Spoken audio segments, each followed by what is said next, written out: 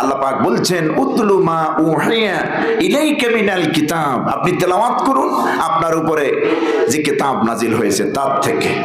এখন এই তেলাওয়াত একটি দামি ইবাদত, তেলাওয়াত একটি দামি ইবাদত, শ্রেষ্ঠতম অন্যতম শ্রেষ্ঠ ইবাদত হচ্ছে তেলাওয়াত। আমার বন্ধুগণ, রাসূল পাক সাল্লাল্লাহু আলাইহি সাল্লামের উপরে যখনই যে আয়াত অথবা সূরা আয়াতের অংশ নাজিল হতো সঙ্গে সঙ্গে মক্কাবাসীদেরকে হুজুর তা শোনায় দিতেন তেলাওয়াত করে। মক্কার অলিতে গলিতে নবীজি তেলাওয়াত করতেন কোরআনের আয়াতগুলি, সূরাগুলি, সূরার অংশগুলি যা যখন আল্লাহ রাব্বুল আলামিন তার হাবিবের উপরে নাজিল করেছেন মুহূর্তের মধ্যেই তা তেলাওয়াত করে শোনায় দিতেন। এই জন্য আল্লাহ রাব্বুল আলামিনের হাবিব বলেছেন তেলাওয়াত হচ্ছে এমন, কেউ যদি কোরআনটা শুধু আল্লাহর জন্য মহব্বত নিয়ে ভালোবেসে কোরআন তেলাওয়াত করে, মান ক্বারা হারফাম মিন কিতাবিল্লাহ ফালাহু হাসানা ওয়াল হাসানাতু বিআশরি আমসালিহা। সহিহ বুখারীর বর্ণনা, নবীজি বলেছেন কেউ যদি কোরআন থেকে একটি অক্ষর তেলাওয়াত করে, একটা অক্ষর আল্লাহর জন্য পরে একটা অক্ষর তেলাওয়াত করে, আল্লাহ পাকের রাসূল বলেছেন ফালাহু হাসানা, তার জন্য রয়েছে নেকি পুণ্য। ওয়াল হাসানাতু বিআশরি আমসালিহা, আর একটি নেকি বা পুণ্যর সর্বনিম্ন পরিমাণ 10, সর্বনিম্ন 10 পুণ্য দান করবেন আল্লাহ রাব্বুল আলামিন এই কোরআন তেলাওয়াত করলে। কোরআন তেলাওয়াতের বিষয়, কোরআন আমল করার বিষয়, ঠিক কিনা? যদি তেলাওয়াতই না করেন আমল করবেন কিভাবে? আমার বন্ধুগণ, রাসূল পাক সাল্লাল্লাহু আলাইহি সাল্লামের উপরে নাজিল হওয়া এই কিতাব এত বেশি তেলাওয়াত হয়েছে, পৃথিবীতে এত বেশি তেলাওয়াত কোনো কিতাব হয় নাই। এই কোরআন ছাড়াও তো আরো 103 খানা কিতাব আল্লাহ নাজিল করেছেন জমিনে। নবীর উপরে, আল্লাহর নবীদের উপরে তাওরাত নাজিল হয়েছে, জাবুর নাজিল হয়েছে, ইনজিল নাজিল হয়েছে, আরো 100 সহিফা নাজিল হয়েছে, যা প্রত্যেক নবীর উপরে আল্লাহ পাক 20 খানা, 10 খানা, 5 খানা করে নাজিল করেছিলেন। তাওরাত, জাবুর, ইনজিল সহ যত কিতাব আছে এত সব কিতাব মিলেও তেলাওয়াত হবে না কোরআনের মতো। কোরআনে কারীম এত তেলাওয়াত হয়েছে, হচ্ছে, হবে। কোন সুবহানাল্লাহ। বর্তমানে গোটা পৃথিবীতে কোটি কোটি হাফেজে কোরআন রয়েছে, তেলাওয়াত চলতেছে, একটা সেকেন্ড যায় না যখন আল্লাহর কোরআন তেলাওয়াত হয় না। ঠিক এই মুহূর্তে কোরআনের তেলাওয়াত হয়, বাংলাদেশে হয়, বাংলাদেশের বাহিরে হয়। ওরা মনে করছিল এই কোরআনের আওয়াজটা, কোরআনের বিধানটা, কোরআনের আলোটা নিভাইয়া দিবে। আল্লাহ পাক বলছেন বান্দারে চিন্তা করো না, টেনশন করো না, কোরআন আমি নাজিল করেছি বান্দা, এই কোরআন হেফাজতের দায়িত্ব আমি আল্লাহ রাব্বুল আলামিন নিজেই নিয়েছি। ইন্না নাহনু নাযালনা যিকরা ওয়া ইন্না লাহু লাহাফিজুন। আমি আল্লাহ রাব্বুল আলামিন এই জিকিরকে, এই কোরআনকে নাজিল করলাম বান্দা, এই কোরআন আমি নাজিল করেছি। কিয়ামত পর্যন্ত এই কোরআন হেফাজতের দায়িত্ব পৃথিবীর কোনো মানুষের হাতে ছেড়ে দেই নাই, আমি আল্লাহ নিজ হাতে নিয়ে নিয়েছি। তেলাওয়াত করবেন তো? কারণ কোরআন হেফাজতের দায়িত্ব আল্লাহ নিয়েছেন। তেলাওয়াত করব, কোরআন অনুযায়ী ব্যক্তি, পরিবার, সমাজ, রাষ্ট্র করব। না তেলাওয়াত করলে তো আপনি কিছুই বুঝবেন না কোরআনে কত মজা আছে, কি কথা আল্লাহ দিয়েছেন কোরআনে কারীমের মধ্যে।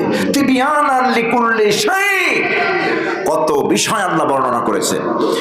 এখন যা দরকার, অতীতে যা প্রয়োজন ছিল, ইলা ইয়াউমিল কিয়ামাহ, কিয়ামত পর্যন্তই মানুষের জন্য যা প্রয়োজন হবে নতুন করে, এই কোরআনের মধ্যে কোনো কিছু আল্লাহর প্রয়োজন নাই ঢোকানোর। কিয়ামত পর্যন্ত মানুষের জন্য যা প্রয়োজন সব কথা সন্নিবেশিত করে দিয়েছেন আল্লাহ কোরআনে। কোরআন তেলাওয়াত করতে হবে, জানতে হবে। আমরা পুরুষেরা তেলাওয়াত করি কম, সত্য কথা বললাম। আপনারা যারা বসে আছেন, আমরা যারা আছি, মুসলমান নারী পুরুষের মধ্যে পুরুষেরা তেলাওয়াত করে তুলনামূলক কম, পার্সেন্টেজ দেখা যায় 10 অথবা 20, এর বেশি না। শুদ্ধ হোক ভুল হোক, সহি হোক গয়রে সহি হোক, আমার মা বোনরা কিন্তু নিয়মিত তেলাওয়াত করে। 100-র মধ্যে 80 জন মা বোন তেলাওয়াত করে এখনো গ্রামগঞ্জে। আমাদের মা চাচিদের মধ্যে দেখেছি। অবশ্য আমার আব্বাও তেলাওয়াত করেছে, আমার মাকেও দেখেছি তেলাওয়াত করে। আব্বা তেলাওয়াত করেছেন সামনের অংশে, মা তেলাওয়াত করেছেন ঘরের মধ্যে। এরকম ফ্যামিলি খুব কম আছে, কিন্তু বেশিরভাগ ফ্যামিলিতে দেখা যায় স্বামী তেলাওয়াত করে না, কোরআনের কাছেও আসে না, বছরে একদিনও কোরআন ছুঁয়ে দেখে না। আমার বন্ধুগণ, কোরআন তো আপনি ধরলেন না, কোরআন আপনি শুনলেন না, কোরআন আপনি পড়লেন না, কিভাবে কোরআনের প্রতি মায়া হবে, কোরআনের প্রতি ভালোবাসা হবে?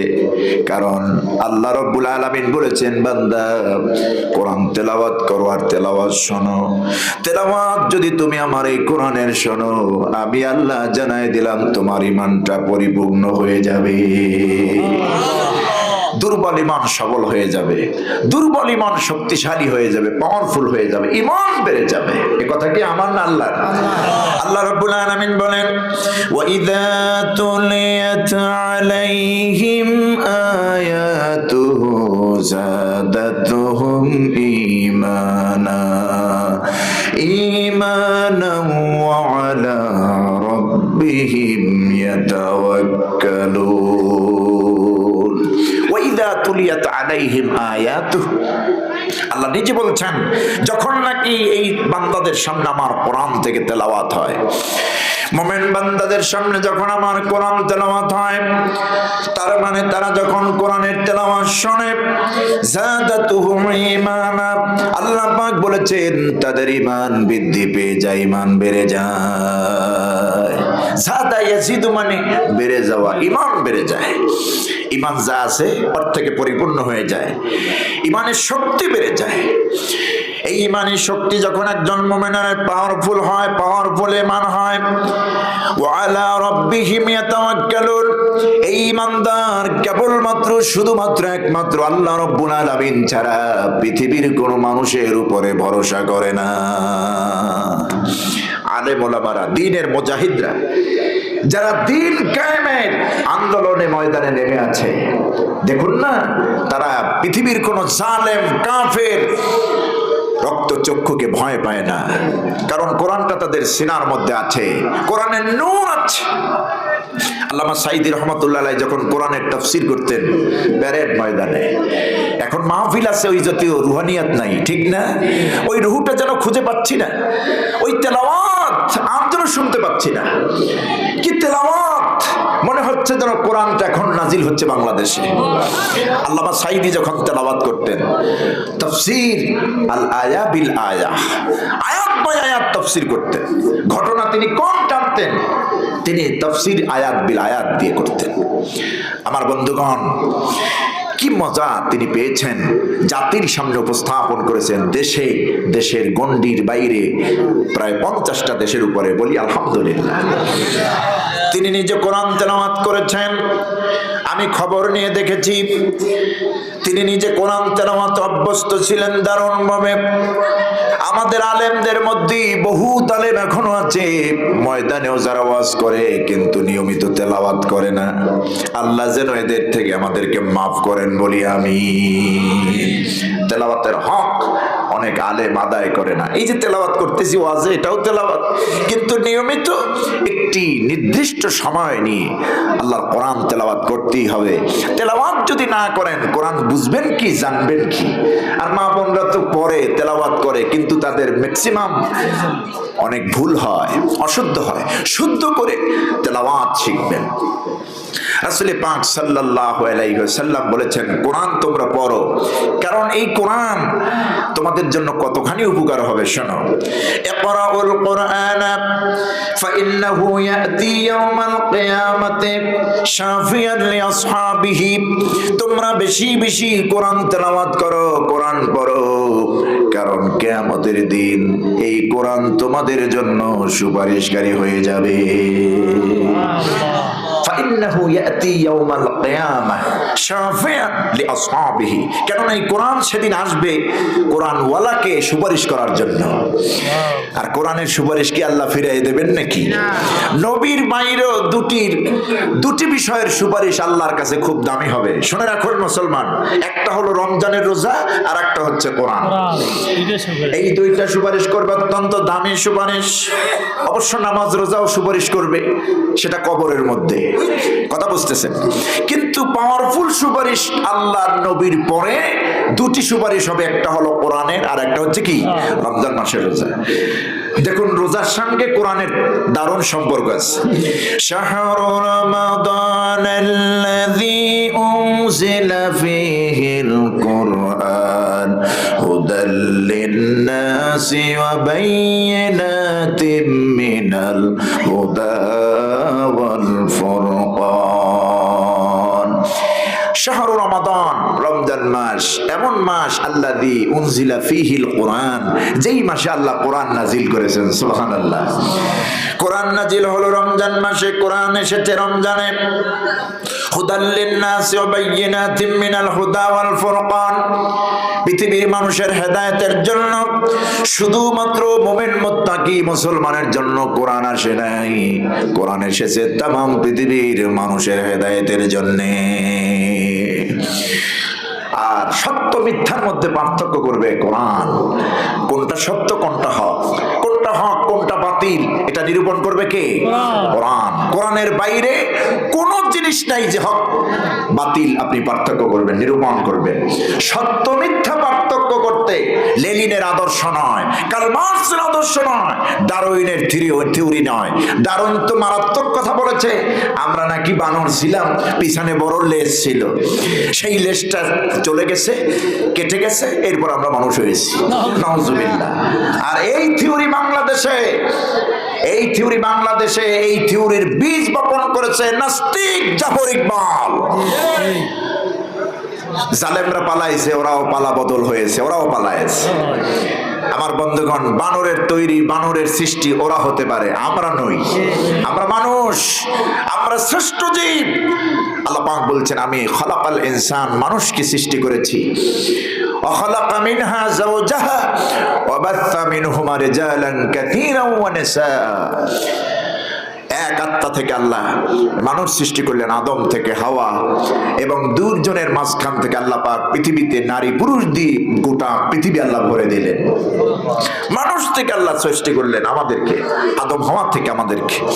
মাটি দিয়ে সৃষ্টি করলেন আদমকে, হাওয়াকে সৃষ্টি করলেন আদম থেকে। আদম হাওয়ার মাধ্যমে আমরা আসলাম দুনিয়ায়। আমরা নাকি বানরের জাত, বানর থেকে এসেছি। নাউজুবিল্লাহ মিন যালিক। এই নীতি, এই অপসংস্কৃতি সিলেবাসে মুক্ত করা হয়েছে, শিক্ষা ব্যবস্থাকে সমূলে নষ্ট করা হয়েছে। এটা ভারতের প্রেসক্রিপশনে। কারণ একটা জাতিকে দুর্বল করতে হলে তার শিক্ষা ব্যবস্থার মাজা ভেঙে দিতে হয়। ভারত তাই করেছে গত 16টি বছর, ঠিক না? আজকে দেখেন না, জ্বালাইয়ে পোড়াই মরতেছে, অন্তর জ্বালা। বাংলাদেশের স্বাধীনতা ওরা সহ্য করতে পারে না, কারণ এই 16টি বছর এবং এই দোসররা যত বছরই ক্ষমতায় ছিল, বাংলাদেশ ছিল ওদের তাবেদার রাষ্ট্র বানাইছিল বাংলাদেশকে, ঠিক কিনা? এখন পাকিস্তান থেকে পেঁয়াজ আসুক না হলুদ আসুক, আলু আসুক, তোমার কি? তোমার এত জ্বলে কেন বন্ধু? কেন জ্বলে তোমার? স্বর্ণের ডিম দেওয়া হাঁসটা এখন বন্দি, এখন রীতিমতো আর ডিম দেয় না। এই জন্য তোমার মাথা খারাপ। গোমূত্র পান করে মাথা ঠিক করো, ঠিক কিনা? সম্মানিত ভাইরা, ভারত আমাদের কোনোদিন বন্ধু ছিল না। ভারত উপমহাদেশ মুসলমানরা 800 বছর পরিচালনা করেছে, শাসন করেছে। তোমাদের মতো নিকৃষ্ট উগ্রবাদী হিন্দু যদি এই দেশে পয়দা হবে, ভারতে জন্ম নেবে, আর তাদের নেতৃত্বে নরেন্দ্র মোদী, কসাই মোদীর নেতৃত্বে মুসলমানদের কলিজা বাবরি মসজিদ টুকরো টুকরো করে সেখানে মন্দির নির্মাণ করবে, এটা যদি জানতো, একটা হিন্দু বাঁচায় রাখতে হতো না ভারতের জমিনে, ঠিক কিনা? ভারতকে 800 বছর মুসলমানরা শাসন করেছে। তোমাদের মতো উগ্র হলে ওই ভারতে তোমাদের স্থান থাকতো না। তোমাদের খুঁজে খুঁজে বের করে একেবারে টোকায়া বের করতো, খুঁজে বের করে তোমাদেরকে ধ্বংস করা হতো। মুসলমান এটা করেনি। সুতরাং তোমরা যা করতেছো, আজকে বাংলাদেশের বিরুদ্ধে ষড়যন্ত্র লিপ্ত আছে 5ই আগস্টের পর। এরা বসে নাই, কোনো কায়দায় পারতেছে না। কারণ বাংলাদেশের দায়িত্ব আল্লাহ এমন একজনকে দিছেন, একজন বিশ্ব খেলোয়াড়। কথা বুঝতেছেন? আমাদের ডক্টর ইউনূসের জুতা টানার মতো যোগ্যতাও তো নরেন্দ্র মোদীর নেই। কথা বুঝতেছেন?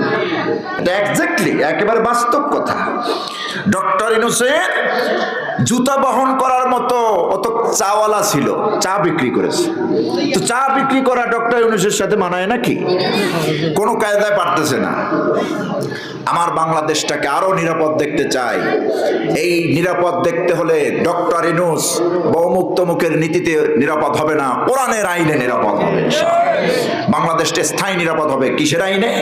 কোরআনের আইনে। আমার ভাইরা, এই জন্য বলবো কোরআন বেশি বেশি তেলাওয়াত করবেন, শুনবেন। রমজানের রোজা আর কোরআন আল্লাহর কাছে দামি হয়ে সুপারিশ করবে, আর এই দুইটি সুপারিশ আল্লাহ শুনবেন। কোরআন বলবে রব্বুল আলামিন, আমি কোরআনকে তোমার এই বান্দা পড়েছেন, তেলাওয়াত করেছেন, অর্থ বুঝেছেন, আমল করেছেন, সুতরাং এই বান্দাকে কোন অবস্থাতেই জাহান্নামে দিতে পারবা না। রমজান মাসের রোজা বলবে রব্বুল আলামিন টানা 15 ঘন্টা 18 ঘন্টা, কোন কোন দেশ আছে 19 ঘন্টা 21 ঘন্টা রোজা রাখতে হয়। ইংল্যান্ডে না ফিনল্যান্ডে? ফিনল্যান্ডে আপনার 18-19 ঘন্টা 21 ঘন্টা পর্যন্ত রোজা রাখতে হবে। এই যে রোজা না খাইয়ে থাকা আল্লাহর জন্য, এটা কিন্তু মানুষকে দেখানোর জন্য পাগলও করে না, ঠিক না? আমার দেশের এই যে বাচ্চারা 8-10 বছরের বাচ্চারা, ওরা কিন্তু ওদের উপর রোজা ফরজ হয়নি, কিন্তু কোন রকম যদি ওরা আল্লাহর মহব্বতে রাখে, ইসলামী এই ফিতরাতে মা বাপ রাখতেছে, ওরাও রাখতেছে, এরকম হয় না সমাজে? আলহামদুলিল্লাহ ওরা রাখে। দুপুর সময় আপনি বলবেন বাবা তোর রোজা হয়ে গেছে, তুই এখন আল্লাহর রাস্তায় রোজাটা ভাঙ, তুই একটু খাইয়ে নে, তোর ইফতার এখন। দেখবেন ওই ছেলে মোট দিবে না, একটু পরে আসরের আজান, তারপরে না মাগরিবের আজান, ইফতারের টাইম তো হয়ে গেছে, মা দুপুর তো শেষ হয়ে গেছে, আমি রোজা ভাঙবো না। সুবহানাল্লাহ। ওই বাচ্চাটার অনুভূতি আল্লাহ পয়দা করে দিলেন।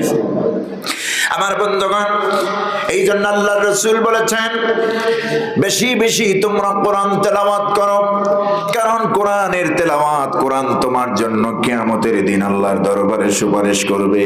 রমজানের রোজাগুলি তোমরা যারা রেখেছো, আল্লাহ রাব্বুল আলামিনের দরবারে রোজা তোমাদের জন্য সুপারিশ করবে। সামনে রোজা আসতেছে, রাখবেন তো? রাখবেন না কারা কারা একটু হাত তুলেন তো। মুরব্বি বুঝে নাই, রাখবো সবাই ইনশাআল্লাহ। রোজার মধ্যে যে তৃপ্তি, এই তৃপ্তি পৃথিবীর মানুষকে বোঝানো যাবে না, পৃথিবীর কাউকে বোঝানো যাবে না, ঠিক কি না? রোজা আমার, আস-সাওমু লি ওয়া আনা উযযা বিহি আজজি বিহি। রাসূল পাক সাল্লাল্লাহু আলাইহি ওয়াসাল্লাম হাদিসে কুদসিতে বলছেন, আল্লাহ পাক বলেন রোজা আমার, নামাজ আমার, হজ আমার, যাকাত আমার। এই কথা আল্লাহ বলেননি, বলেছেন রোজা আমার, আমার জন্যই বান্দা রোজা রাখে, সেই রোজার পুরস্কার আমি আল্লাহ নিজে দেব। কোন কোন বর্ণনা আল্লাহ নিজেই তার জন্য পুরস্কার। সুতরাং কোরআনের তেলাওয়াত, উতলু মা উহিয়া ইলাইকা মিনাল কিতাব, আমি আপনার উপর যে কিতাব দিয়েছি সেই কিতাব থেকে আপনি তেলাওয়াত করুন। তেলাওয়াতের নির্দেশ স্বয়ং রাসূল পাক সাল্লাল্লাহু আলাইহি সাল্লামের উপরে। তো আমরা তো দূরের কথা, আমরাও তেলাওয়াত করতেই হবে, করতে হবে তেলাওয়াত, কোরআন জানতে হবে। তেলাওয়াতের বিকল্প কিছুই নাই। কথা বুঝতেছেন? নিজে পড়বেন, সন্তানকে তেলাওয়াত শেখাবেন, সহি শুদ্ধভাবে তেলাওয়াত শেখানোর জন্য আলেমের দ্বারস্থ হবেন। অঙ্ক পড়ান, ইংলিশ পড়ান, 5,000 টাকা মায়না দেন মাসে, সপ্তাহে 3 দিন আসে না। কথা বুঝতেছেন? আর কোরআন শুদ্ধর জন্য ইমাম সাহেবকে আপনি দেন মাত্র 500 টাকা, পুরো মাস ব্যাপী। একদিন না আসলে ফোন দেন, ইমাম সাহেব কই গেলেন? এরকম আছে না? একটু হাতিয়াটা বাড়াইয়া কোরআনের ইজ্জতে 5,000 টাকা দিবেন, 2,000 টাকা দিবেন, যার যে অ্যাবিলিটি আছে ওই রকম দিবেন। এটা চুক্তি না, এতটুকুন দিবেন। হুজুর আমার ছেলেটাকে আল্লাহ নূর কোরআনটা একটু শিখাইয়া দেন, আমরা শিখিনি, আমার ছেলেটা যেন শিখতে পারে। সওয়াব হবে। এই যে সওয়াব, 5,000 টাকা খরচ করলেন, সাদগায়ে জারিয়ার সওয়াব পাবেন। মরার পরে কিয়ামত পর্যন্ত সওয়াব পৌঁছতে থাকবে, যতদিন আপনার সন্তান কোরআন তেলাওয়াত করবে। তো আমরা রাজি তো ইনশাআল্লাহ? এরপর আল্লাহ রাব্বুল আলামিন বলছেন, ওয়া আকিমিস সালাতা ইন্নাস সালাতা তানহা আনিল ফাহশাই ওয়াল মুনকার। নিঃসন্দেহে আল্লাহ পাক বলেন নামাজ কায়েম করুন নবী। নিঃসন্দেহে নামাজ, নিঃসন্দেহে সালাত যাবতীয় পাপাচার এবং অন্যায় অশ্লীল গহির্ত কাজ থেকে বান্দাকে ফিরাইয়া রাখে। কোরআন তেলাওয়াতের চেয়েও শ্রেষ্ঠ ইবাদত হচ্ছে নামাজ। কোরআন তেলাওয়াত তো শ্রেষ্ঠ ইবাদত, তার থেকেও শ্রেষ্ঠ ইবাদতের নাম কি? নামাজ। নামাজ হচ্ছে আল্লাহর কাছে সবচাইতে প্রিয় ইবাদত। এই নামাজ আমরা যা পড়ি অনেকেরটা হয় না, কাঙ্ক্ষিত মানের নামাজ হয় না। আল্লাহ রাব্বুল আলামিন বলছেন কাঙ্ক্ষিত মানের নামাজ যারা পড়ে তারা সফল। قد أفلح المؤمنون الذين هم في صلاتهم خاشعون। অবশ্যই সফলতা অর্জন করেছে এই মুমিনরা। পৃথিবীতে আল্লাহর মুমিন বান্দা যারা তারাই সফল, কারণ যে মুমিনগুলি আল্লাহর ভয়ে নামাজ পড়েছে, আল্লাহর ভয়ে একাগ্রতার চিত্তে নামাজ আদায় করেছে। আমার বন্ধুগণ, নামাজ আমরা পড়ি কিন্তু কাঙ্ক্ষিত মানের নামাজ আমাদের হয় না। এই যে সালাত, সালাত শব্দের অর্থ কি? আজকে আমি দেখলাম কিতাবে সালাতের মৌলিক অর্থ হলো তিনটা। এক নাম্বার 1 দোয়া, 2 নম্বরে রহমা, 3 নম্বরে ইস্তেগফার। দোয়া মানে হলো বান্দার পক্ষ থেকে যা বলা হয়, যা করা হয়, এটার নাম সালাত। আর আল্লাহর পক্ষ থেকে সালাতকে যদি আল্লাহ রাব্বুল আলামিনের দিকে ইজাফত করা হয়, সম্পর্ক করা হয়, তখন এর অর্থ হবে রহমা। আল্লাহর বান্দা দোয়া করবে, রহমত নাজিল করবেন আল্লাহ রাব্বুল আলামিন। তার মানে বান্দা নামাজ পড়লি রহমত করবেন কে? আল্লাহ। দয়া করবেন কে? আল্লাহ রাব্বুল আলামিন। আর 3 নম্বর শব্দ হলো ইস্তেগফার। এই ইস্তেগফার দ্বারা পশু পক্ষী, তারপরে ফেরেশতা, এদেরকে বোঝানো হয়েছে এই ফেরেশতা পশু পক্ষী সবাই আল্লাহর কাছে ইস্তেগফার করে, প্রার্থনা করে, মাপ চায় বান্দাদের জন্য। কোন সুবহানাল্লাহ। এই জন্য নামাজ, নামাজের অর্থই হচ্ছে আমার জীবনকে, আমার জীবনের মোড়কে আল্লাহর দিকে ঘুরাইয়া দেওয়া। বান্দা যা ইবাদত করে, ইবাদতের মধ্যে শ্রেষ্ঠ ইবাদত রাসুল ইবাদাহ, ইবাদতের মূল, ইবাদতের মগজ হচ্ছে সালাত, নামাজ। যেই বান্দার নামাজ নাই, যেই ব্যক্তি নামাজ পড়ে না, ওই ব্যক্তির কোন ইবাদত আল্লাহর দরবারে কবুল হয় না। নামাজ হচ্ছে ফাউন্ডেশন। ফাউন্ডেশন নাই বিল্ডিং টিকবে না। কথা বুঝতেছেন? নামাজ নাই তো কিচ্ছু নাই। আপনি ইসলামী আন্দোলন করেন, যাকাত দেন, হজ করেন, আর কোন 4 পয়সার দাম নাই যদি নামাজটা আপনি না পড়েন। নামাজ হচ্ছে ফাউন্ডেশন। নামাজ পড়তে হবে। আর নামাজ পড়লে হবে না, কায়েম করতে হবে, নামাজ প্রতিষ্ঠিত করতে হবে। ও আকিমিস সালাহ, হে নবী আপনি নামাজ কায়েম করুন। নামাজ পড়ুন এই কথা বলেন নাই, নামাজ কায়েম করুন। তার মানে আপনি নিজে নামাজ পড়ুন, আপনার পরিবারকে নামাজ পড়তে বলুন। পরিবারের আহাল যারা রয়েছে তাদের কি নামাজের জন্য নির্দেশ দেন। আমার ভাইরা, নামাজ পড়ো এই কথা আল্লাহ কোরআনের ফার্স্ট টু লাস্ট কোথাও বলেন নাই। যত জায়গায় 82 জায়গায় প্রায় নামাজের কথা বলেছেন, সব জায়গায় নামাজের ব্যাপারে আল্লাহ কায়েমের কথা বলেছেন। নামাজ কায়েম করো, প্রতিষ্ঠা করো। এই যে মসজিদ জুমার দিন ছাড়া একদিনও ভরে, কথা বলেন আপনারা না? আলহামদুলিল্লাহ, গ্রামের চেয়ে ঢাকার শহরে মানুষ কিন্তু নামাজি। গ্রামের চেয়ে, আমি তো ঢাকার খতিব পল্লবীর 8 বছর ধরে চলছে, খেদমত করে যাচ্ছে আলহামদুলিল্লাহ। দেখতে পাই মাঝে মধ্যে, এই যে আজকে এখন যাব শুক্রবার, ফজরের নামাজে যেই পরিমাণ মুসল্লি আসে, গ্রামের 10টা মসজিদ এরকম জুমার দিনও আসে না। শহরের ছোট্ট বাচ্চারা পর্যন্ত নামাজ পড়ে, ইয়ংরা নামাজ পড়ে, মুরব্বীরা নামাজ পড়ে। আর গ্রামে কোন রকম একটু মুরব্বীরা ফজরের নামাজ পড়ে, কিন্তু ইয়ংরা পড়ে না। এটা যেন না হয়। এই মসজিদগুলি প্রতি ওয়াক্ত নামাজে মসজিদগুলি ভরে যাওয়ার কথা। এটা যদি নামাজ কায়েম থাকতো, নামাজ কি থাকতো? কায়েম থাকতো, প্রতিষ্ঠিত হওয়া থাকতো। নিজে নামাজ পড়বেন, স্ত্রীকে পড়াবেন, সন্তানকে পড়াবেন। কারণ আল্লাহ পাক বলছেন তুমি নিজেই জাহান্নাম থেকে বাঁচবে না, বরং তোমার আহাল এবং পরিবারকে জাহান্নামের আগুন থেকে বাঁচাও। ইয়া আইয়ুহাল্লাযীনা আমানু আনফুসাকুম ওয়া আহলিকুম নারা। হে বিশ্বাসীরা, ঈমানদাররা, জাহান্নামের আগুন থেকে তুমি নিজে বাঁচো। কু আনফুসাকুম ওয়া আহলিকুম নারা, তুমি নিজে জাহান্নাম থেকে বাঁচো আর তোমার পরিবার আহাল আয়ালকে তুমি জাহান্নামের আগুন থেকে বাঁচাও। একটি বাচ্চা, আপনার কলিজার টুকরা সন্তান, বিল্ডিং এর ছাদের কিনারায় চলে গেছে, পড়বে পড়বে এরকম একটা পরিস্থিতি হয়েছে, আপনি কি চাইবেন যে লক্ষ টাকা আপনাকে দেওয়া হবে ওই বাচ্চাটার কাছে? আপনি যাবেন না, চাইবেন এটা? আমার বন্ধুগণ, যে কোনো উপায় আপনি ওখানে গিয়ে বাচ্চাটাকে মুহূর্তের মধ্যে ধরার চেষ্টা করবেন। আপনার শরীরে কোনো পোশাক থাকুক আর না থাকুক, শরীরে যদি কাঁটাও বেঁধে যায়, মানুষ যদি আপনাকে আক্রমণ করে, তারপরও আপনি বসে থাকবেন না। বাচ্চাটা, আপনার কলিজার টুকরার সন্তানটা ছাদ থেকে পড়ে যাবে ভাব, ওই ছাদ থেকে, সামান্য দুনিয়ার ছাদ থেকে পড়ে যাওয়ার মায় ওই সন্তানকে যদি ছাদের উপর থেকে বাঁচানোর জন্য এতটা উদ্গ্রীব হয়ে যান, কঠিন জাহান্নামের আগুন থেকে ফেরানোর জন্য, বাঁচানোর জন্য কয়দিন আপনার সন্তানকে নামাজের জন্য বলেছেন? বরং যদি না বলেন, কিয়ামতের দিন আল্লাহর দরবারে বলবে, আমার মা কই, আমার বাবা কই, আমার নেতা কই, আমার মুরব্বিরা কই? নাজআলহুমা তাহতা আকদামিনা লিয়াকুনা মিনাল আসফালিন। ওই নেতা মুরব্বি মা বাপকে নিয়ে আসো, ওরা আমাদেরকে নামাজ শিখায় নাই, কোরআন শিখায় নাই, আল্লাহ রাসূল শেখায় নাই, পরকালের ভয় শেখায় নাই, ওরা কই? ওদেরকে নিয়ে আসো, ওদের মাথার উপরে পা রেখে আজকে আমরা জাহান্নামে যাব। নাউজুবিল্লাহ। সুতরাং আপনি নিজে নামাজ পড়লেই হবে না, আপনার পরিবারকে নামাজ পড়াতে হবে। আপনার ছেলে থেকে মেয়ে থেকে শুরু করে স্ত্রী, প্রত্যেকটা গার্ডিয়ান যদি ঘর থেকে এই নামাজের দাওয়াত শুরু করে দেন নামাজ কায়েমের ব্যাপারে, তাহলে পাড়া মহল্লায় কোনো ঘর তো বাদ থাকবে না, গোটা সমাজ নামাজ প্রতিষ্ঠিত হয়ে যাবে। ঠিক কি না? মুসল্লি আর ধরবে না মসজিদে, ইমাম সাহেব বলবে সুবহানাল্লাহ, আল্লাহর কি কারামত শুরু হয়ে গেল, মসজিদে তো জায়গা দেওয়া যায় না। এই জন্য আমার ভাইয়ের আজকে থেকে এরাদা করেন, নিজে নামাজ পড়বেন, সন্তানকে নামাজ পড়াবেন।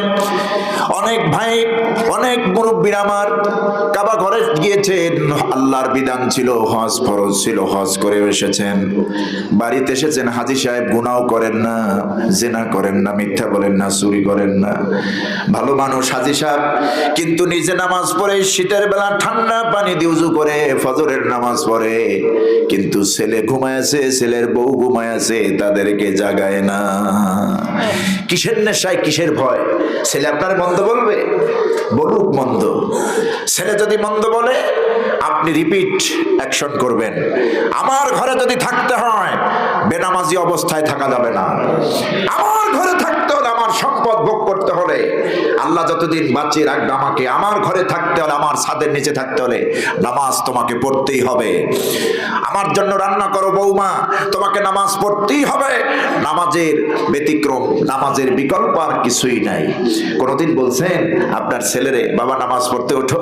কোনদিন বলেন? আরো বলেন যে ছেলে মানুষ, ঘুমাইছে রাত 2টা 2:30টায়, একটু ঘুমাক। আরে আপনি তো ওকে জাহান্নামের দ্বারে পৌঁছাইয়া দিলেন, জাহান্নামে যাওয়ার জন্য পথ সহজ করে দিলেন। আমার বন্ধুগণ, নামাজের শিক্ষা দিতে হবে অল্প বয়সে। রাসূলুল্লাহ বলেছেন, মুরু আওলাদাকুম বিসসালাত, তোমরা তোমার আওলাদকে, তোমার সন্তানদেরকে নামাজের জন্য নির্দেশ দাও। ইদা বালাগু সাবা, যখন 7 বছর উপনীত হয়ে যাবে, ছেলে হোক মেয়ে হোক, নামাজের ট্রেনিং, নামাজের নির্দেশ দিতে হবে। কয় বছর বয়সে? 7 বছর উপনীত হলে বাবা হলে ছেলেকে নিয়ে মসজিদে যাবেন, মা হলে মেয়েকে জায়নামাজের পাশে দাঁড়িয়ে নামাজ শেখাবেন, নির্দেশ দিবেন, মা আসো, হিজাবটা পরো, মুসলিম নারীর বেশ ধরো, এরপরে জায়নামাজে দাঁড়াও, আমার সঙ্গে নামাজ পড়বা। বাবা হলে আপনার সন্তানকে নিয়ে যাবেন মসজিদে। ওয়াদরিবুহুম ইযা বালাগু 10, যখন 10 বছরে উপনীত হবে, যদি আপনার ছেলে নামাজ না পড়ে, আপনার মেয়ে যদি নামাজ না পড়ে, তাহলে তাদেরকে প্রহার করতে রাসূলুল্লাহ বলেছেন, মারতে বলেছেন, মারতে বলেছেন, শাসন করতে বলেছেন। নামাজ এতটাই গুরুত্বপূর্ণ ইবাদত, কারণ সব নামাজ, সব ইবাদতের শ্রেষ্ঠ ইবাদত হচ্ছে কি? নামাজ। ইন্নাস সালাতা তানহা আনিল ফাহশাই ওয়াল মুনকার, নিঃসন্দেহে নামাজ মানুষকে মানুষকে যাবতীয় পাপাচার গহির্ত কাজ থেকে ফিরায় রাখে। কোন সুবহানাল্লাহ। এখন আপনি বলবেন হুজুর এলাকায় তো নামাজি কম না, সুদ তো কমে না। সুদখোররাও তো নামাজ পড়ে, ঘুষখোররাও তো নামাজ পড়ে, টেন্ডারবাজি যারা করে, চাঁদাবাজি যারা করে, দখলদার যারা, তারাও তো নামাজ পড়ে। তাদের তো চাঁদাবাজি নামাজ বন্ধ করতে পারলো না, দখলদারিত্ব বন্ধ করতে পারলো না। কথা তো ঠিকই। সুদও খায়, নামাজও পড়ে, সুদও খায়, নামাজও পড়ে, টেন্ডারবাজি করে, নামাজও পড়ে, চগলখুরি করে, গীবাত করে, শিকায়াত করে, নামাজও পড়ে, ঘুষের টাকা গ্রহণ করে। অথচ আল্লাহ বলছেন ইন্না সালাতা তানহা আনিল ফাহশাই ওয়াল মুনকার, নিঃসন্দেহে নামাজ মানুষকে গহির্ত অন্যায় পাপাচার কাজ থেকে ফিরায় রাখে। এখন বুঝতে হবে আল্লাহর কথাই ঠিক, আমরা ঠিক নেই। কারণ যেইভাবে নামাজ পড়ার দরকার ওইভাবে কাঙ্ক্ষিত মানের নামাজ হচ্ছে না, ঠিক কিনা? বহুত সুদখোর আছে দেখবেন নামাজ পড়ে কিন্তু সুদের টাকা খাইয়ে এরকম তরমুজের মতো পেট হয়েছে। কি এর তরমুজ? 2-3টা মিলাইলে যা হয়, আপনি কোলাকুলি করে কোনোদিন বুক মিলাইতে পারবেন না, মাঝখানে এক হাত ফাঁকা থেকেই যায়। আবার ঘুষখোর যারা, এদেরও পেট। কোম্পানি কোনো বেল্ট বানাইয়া প্যান্টের জন্য তৈরি করতে পারে না, এত বড় পেট, একদম আনলিমিটেড সাইজ। কেমনে বানাবে? ঘুরে ফিরে তেনা তোনা দিয়ে এরকম পেঁচাই রাখে। কথা বুঝতেছেন? আবার ওরা বলে হুজুররা দেশটারে খাইছে।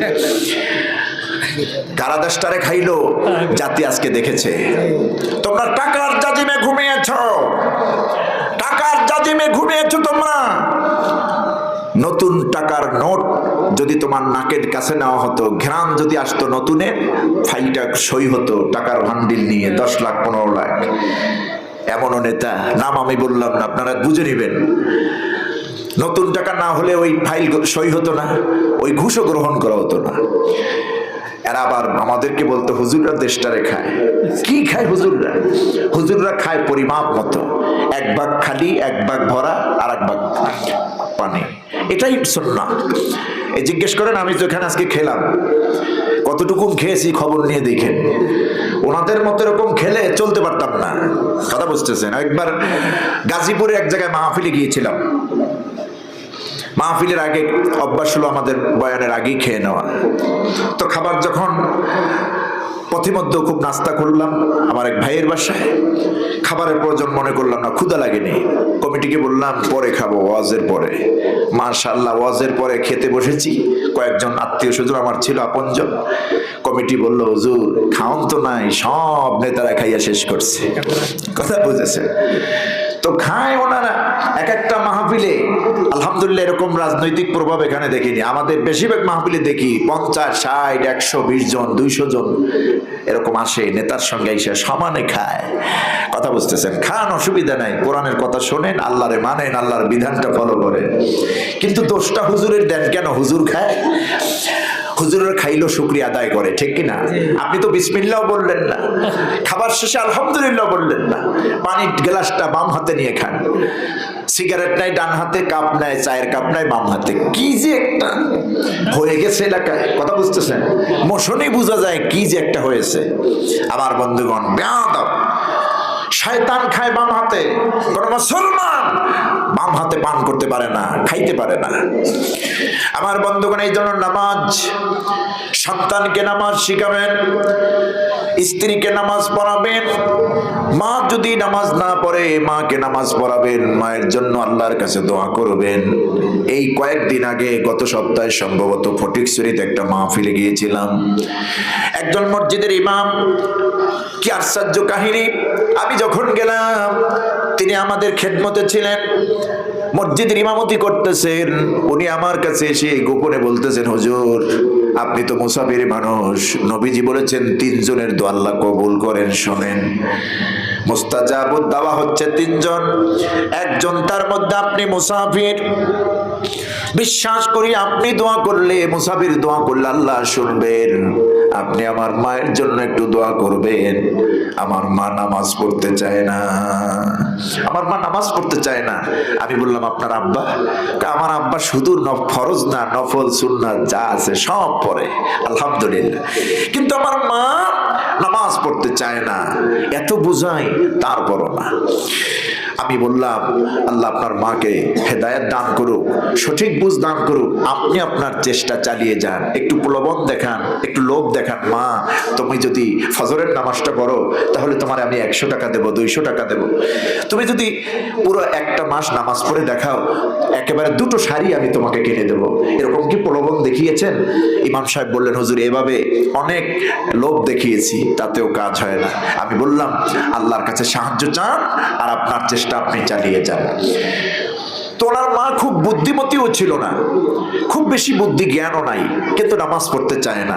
বাপ তার ধার্মিক, নিজে ইমামতি করতেছে, নিজের বউ নামাজ পড়তেছে, কি মহা মুশকিল। এই জন্য আমার বন্ধুগণ, এই মেয়েটার মা বাপ অনেকটা দায়ী হবে।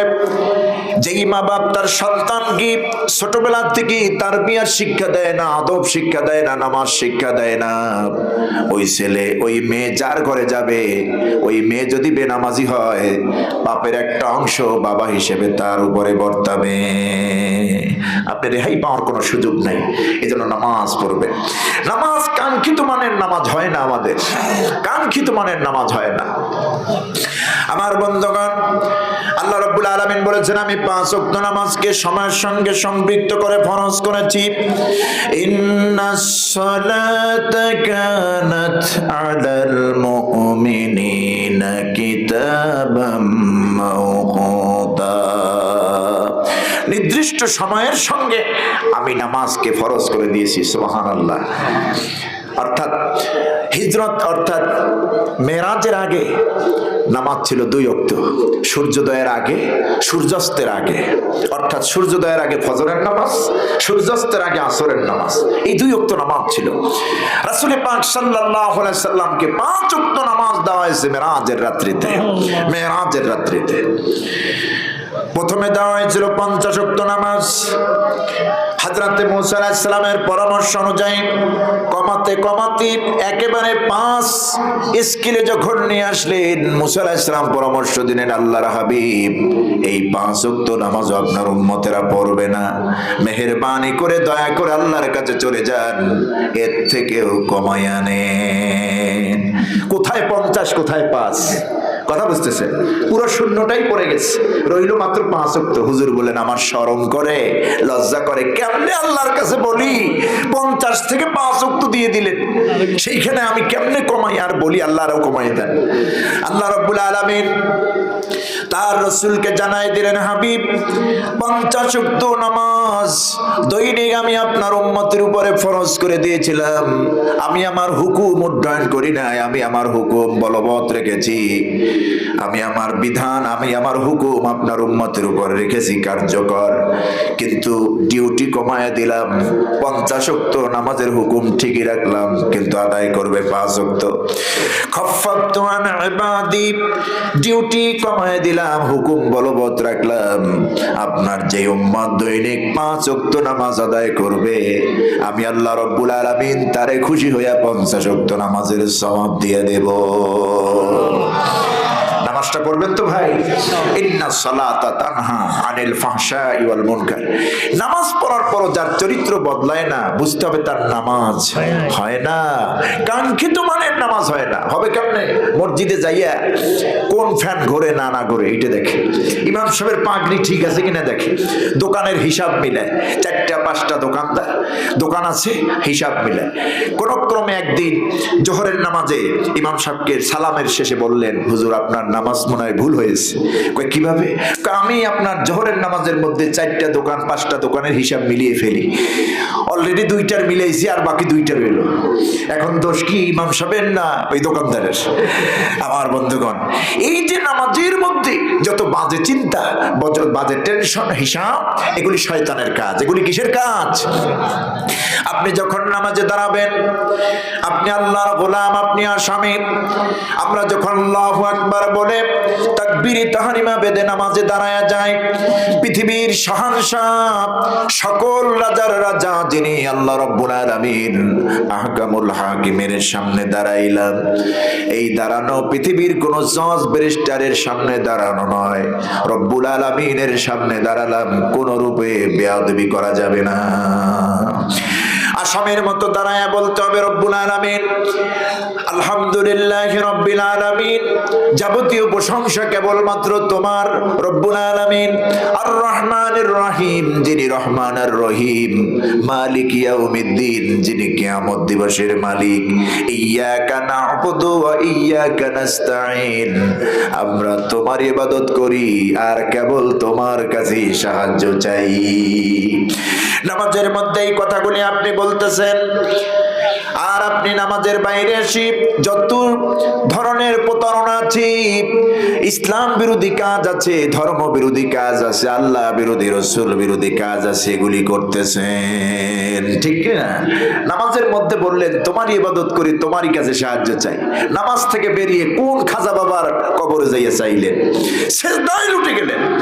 আচ্ছা বলুন, সেজদা কি আল্লাহ ছাড়া কাউকে দেওয়া যাবে না? সেজদার মালিক ওয়াসজুদ ওয়াকতারিব, বান্দা তুমি সেজদা দাও, সেজদা দিলেই আমার নিকটবর্তী হয়ে যাবে। কোন সুবহানাল্লাহ। রাসূলের কাছে একজন সাহাবী এসে প্রশ্ন করলেন, ইয়া রাসূলুল্লাহ, আইয়ুল আমালি আহাব্বু ইলাল্লাহ, হে নবী আপনি বলে দেন আল্লাহর কাছে সবচাইতে পছন্দের আমল কোনটি? নবীজি বললেন, as-salatu li-waqtiha, ওই ব্যক্তির আমল আল্লাহর কাছে সবচাইতে বেশি প্রিয় যেই ব্যক্তি ওয়াক্ত মতো নামাজ আদায় করে। নবীজির কাছে আরেকজন সাহাবী প্রশ্ন করলেন, ইয়া রাসূলুল্লাহ, হে আল্লাহর রাসূল আপনি আমাদেরকে শোনান, সবচাইতে আল্লাহর কাছাকাছি কোন আমল করলে হওয়া যায়, কোন আমলে আল্লাহর কাছাকাছি যাওয়া যায়? নবীজি বলছেন, বান্দা যখন আল্লাহকে সিজদা দেয় ওই বান্দা আল্লাহর নিকটবর্তী হয়ে যায়। এই জন্যই তো আল্লাহ বলছেন, হে বান্দাররা তোমরা রুকুকারী সিজদাকারী হও, আমার ইবাদত করো। ইয়া আইয়ুহাল্লাযীনা আমানু রুকউ ওয়াসজুদু ওয়া'বুদু রাব্বাকুম ওয়াফআলুল খায়রা লা'আল্লাকুম তুফলিহুন। হে বিশ্বাসীরা, ইমানদাররা, ইরকাউ ওয়াসজুদু ওয়া'বুদু রাব্বাকুম, তোমরা রুকুকারীদের সাথে রুকু করো, সিজদাকারীদের সাথে সিজদা করো, আর আল্লাহর ইবাদত করো। ওয়াফআলুল খায়রা, কল্যাণকর কাজ করো, ভালো ভালো কাজ সমাজে করো। লাআল্লাকুম তুফলিহুন, আর এগুলি করলে পরে আশা করা যায় তোমরা সফল হবে। কোন সুবহানাল্লাহ। সফল হবে মুমিনরা। সফল হবে কারা? মুমিন নামাজি যারা। মুমিন যারা নামাজি। একজন কাফেরের মধ্যে মুমিনের মধ্যে পার্থক্য সূচিত করে নামাজ। যেই ব্যক্তি নামাজ পড়ে না আর যে ব্যক্তি নামাজ পড়ে, দুই ব্যক্তি সমান হতে পারে না। রাসূল পাক সাল্লাল্লাহু আলাইহি সাল্লাম সহিহ হাদিস, সহিহ মুসলিমের বর্ণনা, আন জাবির রাদিয়াল্লাহু তাআলা আনহু আন্নাহু قال قال رسول الله صلى الله عليه وسلم بين العبد وبين الكفر ترك الصلاة, মুমিন বান্দার কাফেরের মধ্যে পার্থক্য নিরূপণ করে নামাজ। যে নামাজ পড়ে সে মুমিন, যে নামাজ পড়ে না সে কাফেরের কাতারে নিমজ্জিত হয়ে যায়। সুতরাং নামাজ আমাদের সেরা ধন, নামাজ আমাদের সেরা আমল হিসেবে গ্রহণ করতে হবে। পৃথিবীর সব নবীরা নামাজ পড়েছেন, এমন কোন নবী পাবেন না যেই নবী নামাজ পড়েন নাই। সুবহানাল্লাহ। আর এই নামাজটা পড়তে হবে খুশু-খুজুর সাথে। নামাজটা পড়তে হবে কিসের সাথে? খুশু-খুজুর সঙ্গে, একাগ্রতার চিত্তে, মহব্বত নিয়ে, শ্রদ্ধা নিয়ে, ভক্তি নিয়ে, ভালোবাসা নিয়ে নামাজ আদায় করতে হবে। রাসূল পাক সাল্লাল্লাহু আলাইহি ওয়াসাল্লাম বলেছেন, তুমি যখন নামাজে দাঁড়াও, আনতা আবুদাল্লাহ কাআন্নাকা তারাহু, তুমি যখন আল্লাহর সিজদা দাও, আল্লাহকে রুকু করো, আল্লাহর সামনে তুমি যখন গোলামের মতো দাঁড়াও, আল্লাহর বন্দেগী যখন করো, তুমি ভাববে, তুমি মনে করবে, তুমি এই কথা দৃঢ়ভাবে বিশ্বাস করবে তুমি আল্লাহরে দেখতেছো। আনতা আবুদাল্লাহ কাআন্নাকা তারাহু, যদি তুমি আল্লাহর গোলামি করো, ইবাদত করো, যখন ওই ইবাদতের মধ্যে তুমি আল্লাহরে দেখে দেখে ইবাদত করতেছো, রুকুটা, সিজদাটা, তাসবিহটা পড়তেছো, সুবহান রাব্বিয়াল আলা বলতেছো আল্লাহরে দেখে দেখে, সুবহান রাব্বিয়াল আযীম বলতেছো আল্লাহরে দেখে দেখে, কিন্তু আমরা তো আল্লাহরে দেখি না। এই পৃথিবীতে সাধারণ চর্মচক্ষু দিয়া তো আল্লাহরে দেখা যাবে না। আল্লাহ পাককে দেখতে হবে জান্নাতে, দেখবো আমরা জান্নাতে, বলুন আমিন। আল্লাহ যেন জান্নাতের মধ্যে আমাদেরকে আল্লাহর দিদার নসিব করে দেয়, বলি আমিন। নবীজি বলেছেন, যদি তুমি আল্লাহকে দেখতেই না পাও তোমার ইবাদতের মধ্যে, অর্থাৎ ইবাদত করতেছো, নামাজ পড়তেছো, বন্দেগী করতেছো, তুমি আল্লাহরে দেখতেছো না, তাহলে তুমি তোমার মনের মধ্যে এই ধারণা বদ্ধমূল করে নেবে, ফাইন্নাহু ইয়ারাক, অবশ্যই আল্লাহ তোমাকে দেখতেছে। তুমি যে রুকু করতেছো, সেজদা করতেছো, নামাজ পড়তেছো, আল্লাহর সামনে সেজদায় লুটে গেলা, এটা কে দেখতেছেন? আল্লাহ পাক দেখতেছেন, আল্লাহ পাক দেখতেছেন। সম্মানিত ভাইরা, এই জন্য নামাজের মধ্যে শয়তান কিন্তু ওয়াসওয়াসা দিবে, মসজিদে, জামাতে, নিজে ঘরের মধ্যে, সব জায়গায়। এই নামাজ যারা মানুষকে দেখানোর জন্য পড়ে, জীবনেও নামাজ পড়ে না, বেয়াই বাড়ি গেছে, লোকেরা কি বলবে, উজু আছে কি না আছে, আল্লাহু আকবার, আছেন এরকম প্রার্থী? আমার বন্ধুগণ, এই যে নামাজ নিয়ে যারা তিরস্কার করে, নামাজ নিয়ে যারা উদাসীন হয়, আল্লাহ পাক তাদের ব্যাপারে বলেছেন, ফাওয়াইলুল লিল মুসাল্লিন আল্লাযীনা হুম আন সালাতিহিম সাহুন। ওই সমস্ত নামাজীদের জন্য ওয়াইল মানে অভিশাপ, দুর্ভোগ, লানত। যেই মুসল্লিরা নামাজের মধ্যে উদাসীন হয়, গাফেল হয়, নামাজের মধ্যে আছে বেমালুম, সে ভুলে যায়, টুপি ধরে টান দেয়, পায়জামার ফিতে ধরে টান দেয়, নাক চুলকায়, কান ডলে, কথা বুঝতেছেন, গলায় খাকুনি দেয়, জোরে খাকুনি দিলে তো নামাজে এটা মাকরুহে তাহরিম হয়ে যাবে, নামাজ ভঙ্গ হয়ে যাওয়ার উপক্রম হয়ে যাবে। ইচ্ছা করে নামাজ আপনি দাঁড়িয়েছেন, আল্লাহর গোলাম হই নামাজের সামনে আপনাকে দাঁড়াতে হবে, রুকু সেজদা সব তাজিম এবং মহব্বত, ভালোবাসা দিয়ে দিতে হবে। আমার বন্ধুগণ, আল্লাহ রাব্বুল আলামিন বলেন, ফাওয়াইলুল লিল মুসাল্লিন, ওই সব মুসল্লিদের জন্য অভিশাপ, লানত, দুর্ভোগ, যেই মুসল্লিরা উদাসীন হয় নামাজের ব্যাপারে, সে যে নামাজে আছে সেটা মনে করে না, ভাবে না, মানুষকে দেখানোর জন্য নামাজ পড়ে, কন্যা উযুবিল্লাহ। মানুষকে যারা নামাজ পড়াইয়া দেখায়, যারা নামাজে যারা মানুষকে দেখায়, এটা তো মুনাফিকের চরিত্র। এটা কিসের চরিত্র? মুনাফিকের চরিত্র। মুত্তাকি নামাজি যারা, নামাজি মুমিন যারা, এরা মানুষকে দেখায় নামাজ পড়ে না। আলহামদুলিল্লাহ, বাংলাদেশে এখন নামাজের সংখ্যা কিন্তু বাড়তেছে, মুসল্লিদের সংখ্যা বাড়তেছে, আরো বাড়বে। আজকে থেকে আপনি প্রিপারেড হন, আপনি প্রস্তুত নেন, আপনি নিজে নামাজ পড়বেন, আপনার ছেলেকে নামাজ পড়াবেন, মেয়েকে নামাজ পড়াবেন, ঘরের বউকে নামাজ পড়াবেন। যেই বউ আপনার স্ত্রী 5 ওয়াক্ত নামাজ পড়বে, তখন যুগে ইসলামের একটা সাহিত্য পড়তে যাবে, একটু কোরআনের অর্থ জানতে চাইবে, ইসলামী পুস্তক পড়তে চাইবে, কোরআনের বিধিবিধান জানতে চাইবে, তখন আস্তে করে সে পর্দার প্রতি মায়াশীল হয়ে যাবে। কারণ সে তো জানবে যে নামাজ যদি পড়ি, পর্দাও তো ফরজ, এই পর্দা আমাকে করতেই হবে। আস্তে আস্তে সমস্ত আমলগুলি মা বোনদের মধ্যে পয়দা হয়ে যাবে, ঠিক না? কিন্তু আপনি নামাজটাই যদি বাদ দেন, কোনো আমল আপনার জীবনে স্থায়ী হবে না, আসবে না, কোনো আমল করে আপনি মজা পাবেন না, নামাজ যদি আপনি না পড়েন। পৃথিবীর সব নবীরা নামাজ পড়েছেন, পৃথিবীতে এমন কোন নবী ছিল না যেই নবী নামাজ পড়েন নাই। আপনার আমার নবী সাইয়্যিদুল মুরসালিন রাহমাতুল লিল আলামিন, জনাবে নবী, বিশ্ব নবী মুহাম্মদুর রাসূলুল্লাহ সাল্লাল্লাহু আলাইহি ওয়াসাল্লাম জীবনের শেষ নামাজটাও জামাতের সাথে 2 জন সাহাবীর কাঁধের উপর ভর করে মসজিদে গিয়া